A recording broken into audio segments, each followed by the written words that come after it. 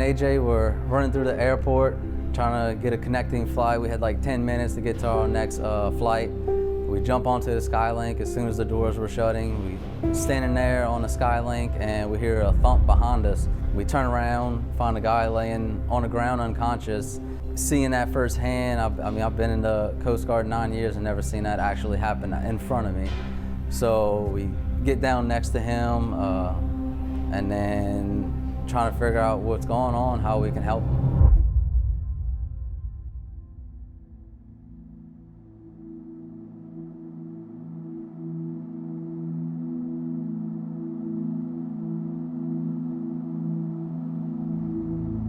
I'm Randy Starnes. I'm 60 years old. Debbie and I have been married 25 years. We have 3 kids, Ashley, April, and Joel, and we've been coming to RPC now for about 8 years.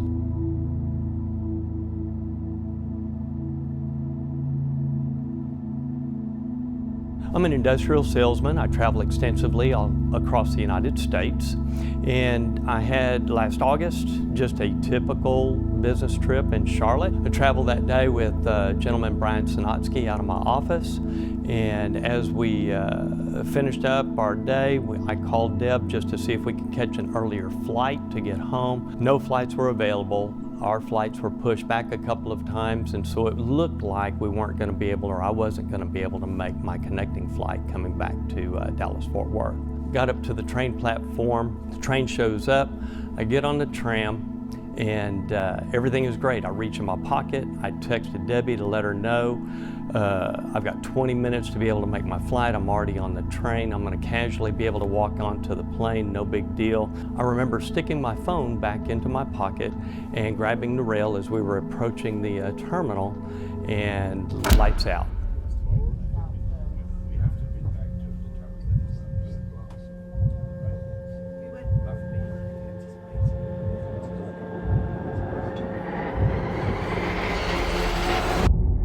We get down on the ground, realize he's in cardiac arrest, so we start CPR. We're still on the Skylink, so we kind of quickly realized that we had to get off the Skylink so we can get him EMS help. The doors open, me and another guy grab the guy and start dragging him off of the Skylink onto the platform. And I continue chest compressions for probably about 5 minutes until AJ was able to come back with an AED. By the time I get back, Ricky already has the guy's shirt open, already prepped and ready for me, so I slap the pads on him in the correct spots, plug those pads into the AED, and then I turn that AED on, and then sure enough, it advises a shock. He ends up coming back to us just for that little bit. You know, he can kind of start saying something. Ricky gets his head close there to ask him some questions like, hey, what's your name? Do you know where you are? And he ends up falling back unconscious, and then told everyone clear, shocked him again, and at that point, it seemed he came back hard, and we saw him actually talking, and that's when Ricky started asking him a few questions. The next thing I remember, I'm no longer on the train. I'm flat on my back, out on the platform, and there's a young man hollering at me, Randy, can you hear me? Can you hear me? And I go, yeah, I can hear you just fine. I don't know why he's there, and then there's a girl to my left, and she starts asking me questions like, how old are you? Have you had anything to drink today? Do you know where you are? Do you know where you're going to? And the young man to my right asks me, are you traveling with anybody? Brian and I have kind of calculated now that he was probably 3 trains behind me because he lives in Dallas and he was farther back on the plane. He looked down on his left and he saw somebody was laying on the floor, a big circle of people around him, and he looked down and said, man, somebody's having a bad day. And as he came around the group, he looked down and he saw it was me. Asked me, Randy, what do you need? What happened? What do you need? And I said, Brian, I need you to call Debbie. I need you to call Debbie, let her know what's going on, but don't alarm her. So the phone rings, and all of a sudden it was Brian. He goes, Randy and I have come into a snag. And then there was silence, and then there was another voice, and it was an EMT who informed me that Randy had had a cardiac arrest, that he is fine, he's conscious. We will notify you where he's going to be transported to. I'm just going, please, God help me. I don't know what to do, what to say, how to get there.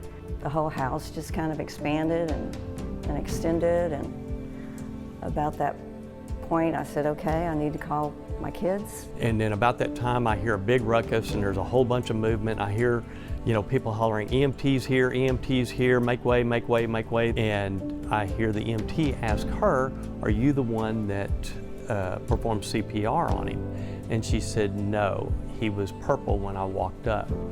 And I'm laying on the floor and I'm watching this exchange and I'm stunned. That's the first I've heard about CPR. That's the first I've heard about being purple.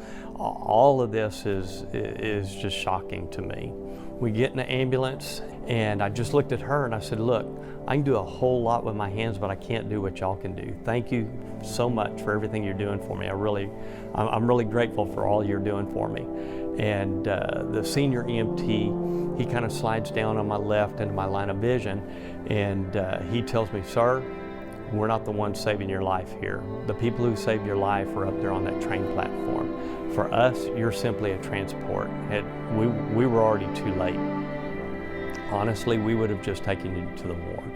But he explains, but God's got big plans for you because it's extremely rare at 10 o'clock at night with 17 or 18 passengers on a train that you would have two people that know how to perform CPR or to be able to defibrillate you. And about that time I looked at him, I was stunned, and I said, they defibrillated, they shocked me? And he said, yes sir, they shocked you twice. Charge nurse for the 6th floor comes in. His name was Philip. He introduces himself and he asked me, what are you doing on my floor? And I said, well, all the hotels were booked when I flew into Dallas tonight and your lights were on, so I thought I'd stop by here and see what kind of service you guys would provide. And he asked me if I understood what was going on, and I explained, no, I have no idea what's going on. I don't understand any of this. He said, tomorrow morning they're going to come in, they're going to take you out for a heart cath. They're going to determine what it was that actually caused the event that you experienced tonight. They'll probably give you a couple of stents and then send you home tomorrow afternoon, and you and I will never see each other again. And so I went under, and as I came to, I was back in my room. And about that time, Debbie and the cardiologist come into the room, and he explains that my blockage is so severe, I've got 90% blockage, that there was nothing that they could do with stents, and that I was a candidate for heart surgery. By that time, Ashley, April, April and her husband were there, my mom was there, my brothers, my sister, everybody was there, and it was great. I mean, my whole family had come to Dallas-Fort Worth to share this experience with me. We expected to have a triple bypass. Surgery took about 4 or 5 hours. The nurse called us every hour, and she said 3 bypasses, and she said, we're working on a 4th one. And then about an hour later, she called back again and said he's had 5 bypasses and he's doing fine. Since then, it has been it's been a journey. I mean, I feel fine. My energy level is back.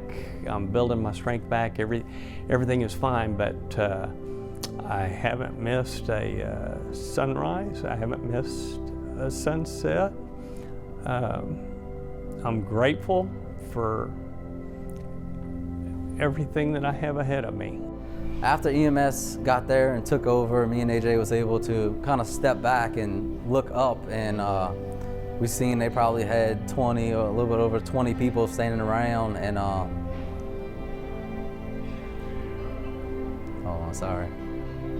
They started clapping and congratulating us, and that's when it kind of hit us that we just saved the guy's life, and he wouldn't be here if it wasn't because of what we did.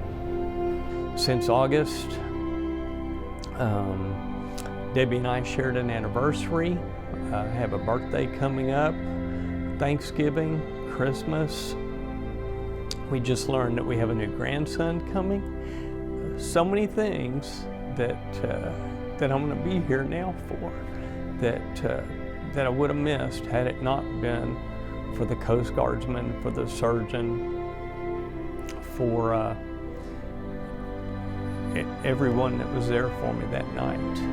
This Thanksgiving, I am so grateful and just that God put in place first, not changing over the flight. Second, those two Coast Guardsmen that just went into action so quickly and so professionally.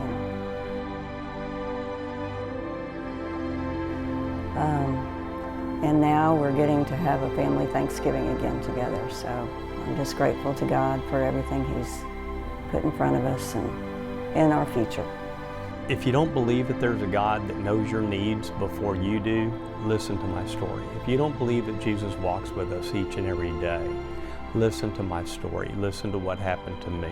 That whole journey has been quite amazing. To be quite frank with you, God was with me every step of the way. The EMTs, the ER nurses, everybody that took good care of me and helped me walk through this. I'm grateful to each and every one of them. I'm grateful for my new opportunities and the new time that I'll get to share with all of you.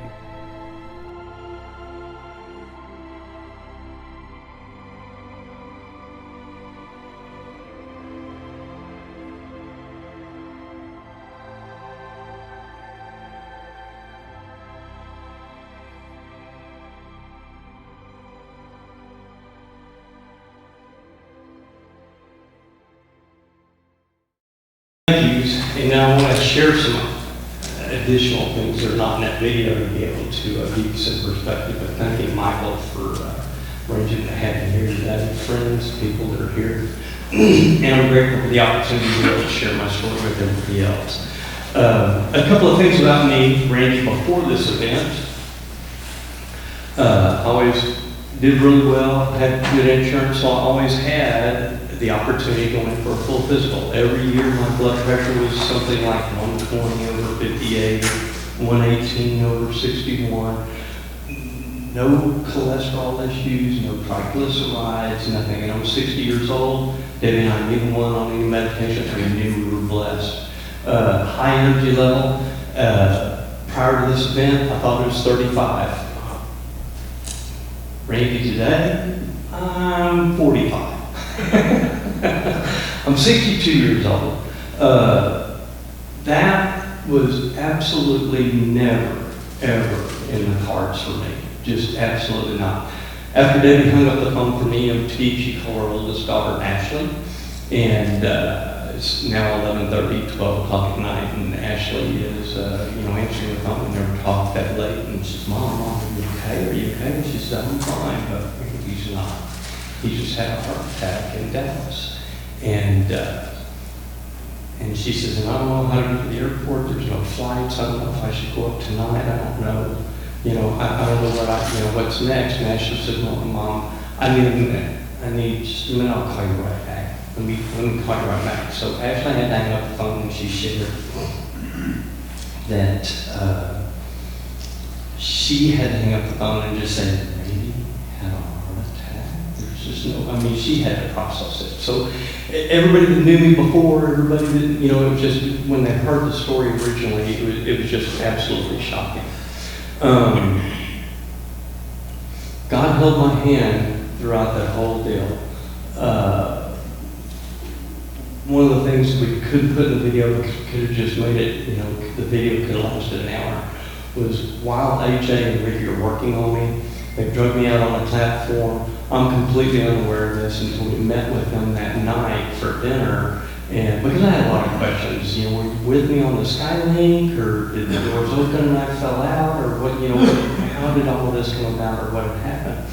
And one of the things that they shared with me was that when they were working on me, the Skylink doors keep opening and closing, and they had already shocked me once, like you said in the video, and then I rolled back. And I didn't know that at the time, but I was really in a lot of trouble that night. I was in line and I didn't know it.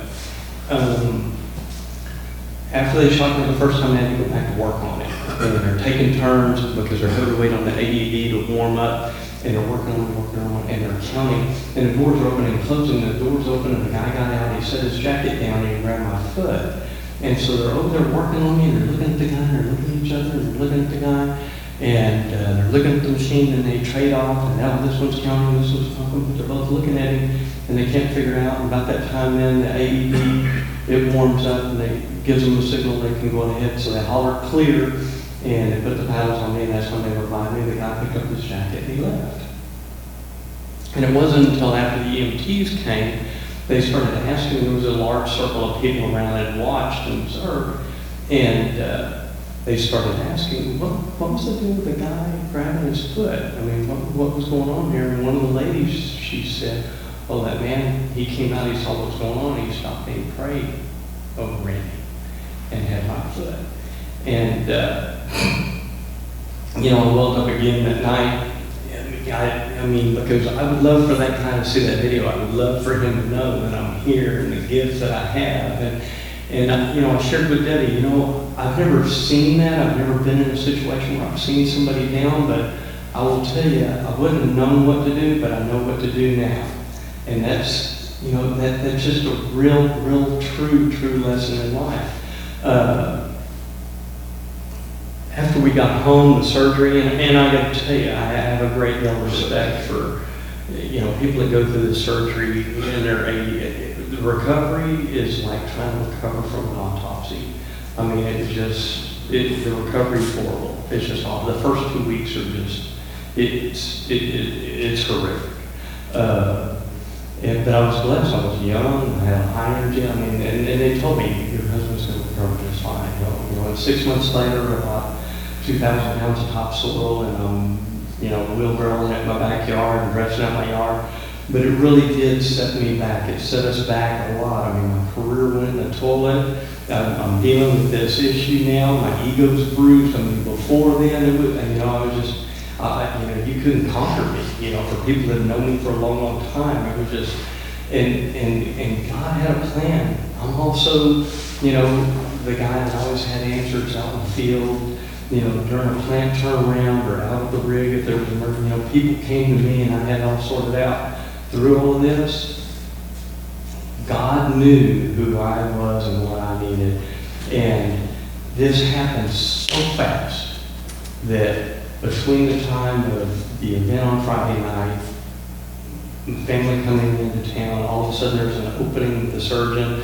And the surgeon, Dr. Kai, turns out he's a world-class surgeon. He automatically, just instantaneously had an opening at 7:30 Monday morning. So from Friday night to 7:30 Monday morning, there was no time to process. There was no time to worry, to be upset. And really and truly, it was a miracle, because most people have to wait a week or 2 weeks for that type of a surgery and for their opening fee. They're just scheduled in the queue. And I just have to say that there is just no way that could have happened. So our pastor did this video for us, and I was really in a bind. I mean, I really grappled with, I'm going to tell you, as a man, I really struggled. And I had to go to our pastor. I had to go to Chad and say, look, I had this massive event in my life, and everything's just, I'm struggling with this because I didn't see this coming. I didn't know this was going to happen. I mean, it was never in the cards. I've never had bad health. No family history, nothing. And so he heard the story, and he said, what we're going to do? We're going to do a video. We're going to do this for Thanksgiving. And he said, we're going to make this about the things that we're thankful for. And so our family had seen the video. Our kids came that night to the Thanksgiving service, and a lot of people at the church didn't know. Just really and truly, you just get into this deal and you just kind of work through it yourself. You don't really realize how many people are around out there. So the video airs. Immediately after the service closes, we're kind of mobbed. My whole family, we get up and everybody just kind of mobs us. And people are coming up, well, man, you look terrible. We didn't even know if you went through any of it. You look the same as that. We never been to, and it was just and with all that happened, Debbie and I got separated. And then the kids are separated, just people are just talking and we're just catching up and trying to understand. And Rachel came to Debbie. Rachel belongs in our church. This is somebody we never ever, our paths would not really ever cross. We're just on parallel paths. Debbie and I are older. She's a young black girl, married, has a couple of kids, and we would only see each other at church if we ever met, but we had never met before. Rachel comes up and touches Debbie on the arm, and I got to tell you, I married the sweetest, sweetest girl in the world. I wake up and love every day. And Rachel came up, touched Debbie on the arm, and Debbie turned around, and Rachel said, "Can I give you a hug?" And Debbie said, "Of course." And so they hugged, and Rachel had tears in her eyes, and she says, "I need to share this with you." She said, "My husband and I have been married for 10 years, and we've really struggled because he's not a believer." And she said, about halfway through this video, I turned and I looked at Chris, and he has tears in his eyes.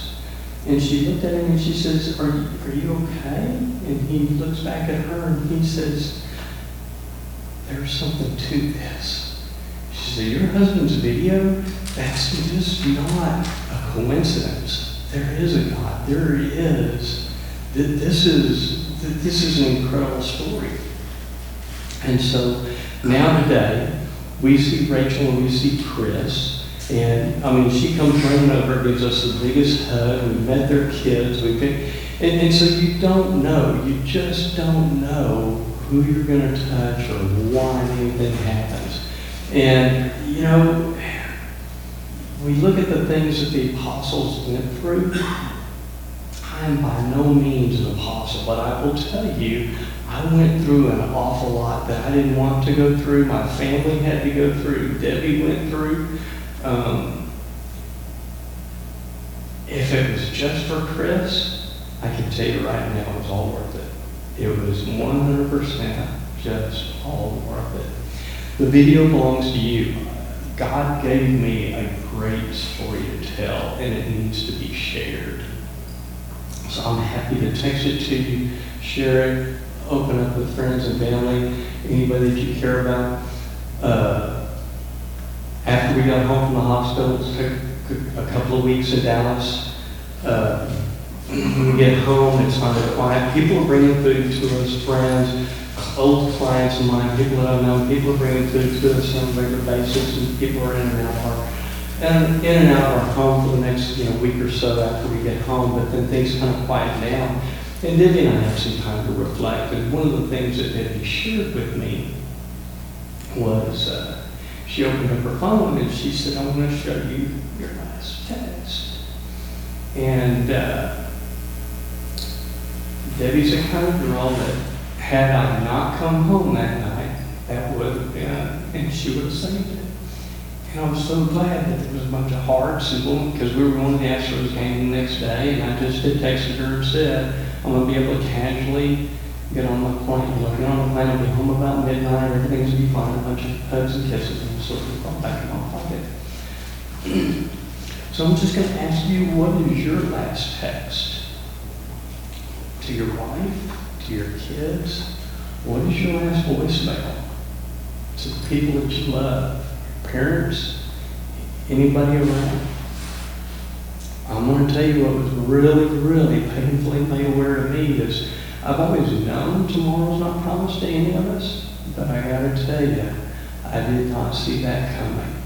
And I'm here today to be able to share that story with you, and I hope it makes a difference. I truly, truly hope that because it made a difference for us. So any questions, anything?